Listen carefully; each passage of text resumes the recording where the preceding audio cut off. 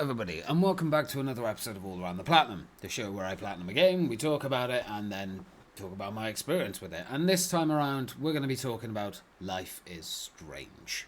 So, we're talking about Life is Strange, the original that came out. I platinumed this game very recently on stream. It was basically a bit of a clean-up one. I just needed to go back in and get a few photographs that essentially I had missed during the playthrough. Basically, on the trophy list, it's finishing the episodes and getting the optional photographs along with it. But before we get into seeing those But before we get into seeing those trophies pop, including the platinum, let's talk about the game a little bit. So, Life is Strange is a narrative adventure game published by Square Enix's external studios. It was developed by Don't Nod Entertainment and Deck 9. It's considered a graphic adventure, and it was first released back on the 30th of January in 2015. Life is Strange was, the original series, was released on PlayStation 3, PS4, Windows, Xbox 360, Xbox One, OS X, and Linux as well. The trophy list consists of 61 trophies, including the platinum. The game, according to PSN profiles, has 415,347 game owners, and 32.89% of those are platinum achievers, along with 32.89% of those are 100 completed. The game itself is a lot of fun. The story I actually found to be really interesting and genuinely quite an enjoyable experience, despite some of the mediocre stuff that goes around about the games not really gripping you. I personally love the characters in the game. I really enjoyed the dialogue. I think it was really good and fun to explore and enjoy the world. But yeah, without further ado, guys, let us enjoy all those trophies popping. It's not all of the trophies, unfortunately. It will just be the ones that I actually managed to get on stream, simply because I don't have, unfortunately, the history of the other trophies popping. Unfortunately, I played this game a long time ago, and of course, as I said, this was a bit of a clean-up trophy. So, without further ado, enjoy the trophies popping, including the platinum. Here we go! I just worked so hard in the shop, and I'm sure you know what it's like to be consumed by your work. Hey, Marco Eyes. There he is. There's that beautiful man. Wide angles. That poor guy. What a bitch.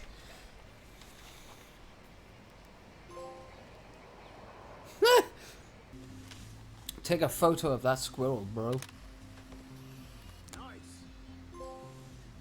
Pattern is emerging. Photo! Okay.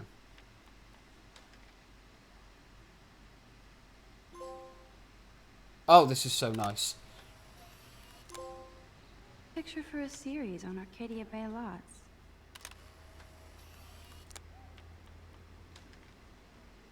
What's it called? Focal point. I got you.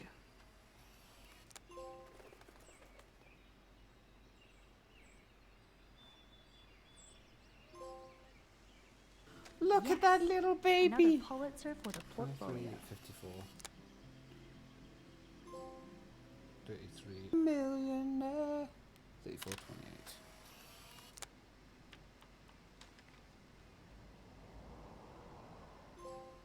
There, so 35, 15. Come on. Gimme those trophies.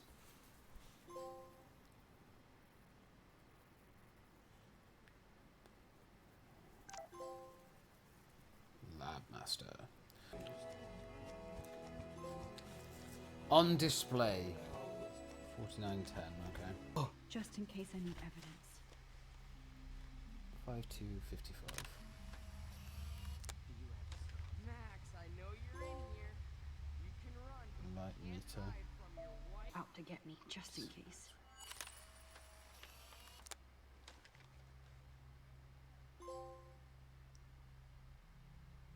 Silhouettes. Selfie awareness. And plant. What if? There we are. So glad. It's quite windy. And with that, guys, welcome back to Future James, who is now going to tell you his enjoyment and the difficulty of the game. So PSN Profiles rates the difficulty of this game a 1 out of 10. It should take one playthrough in around about 10 hours.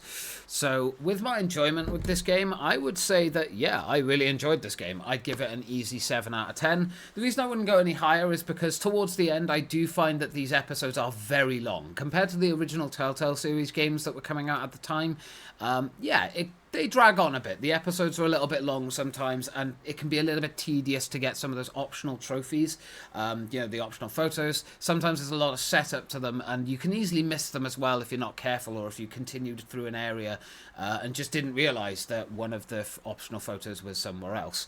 But yeah, definitely a 7 out of 10. Fun story, enjoyable characters, had a great time with it.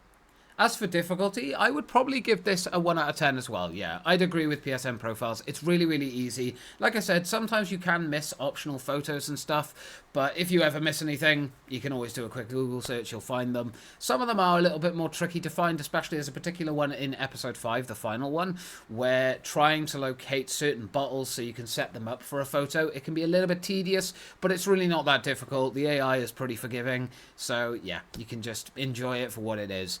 And it's really not a difficult trophy.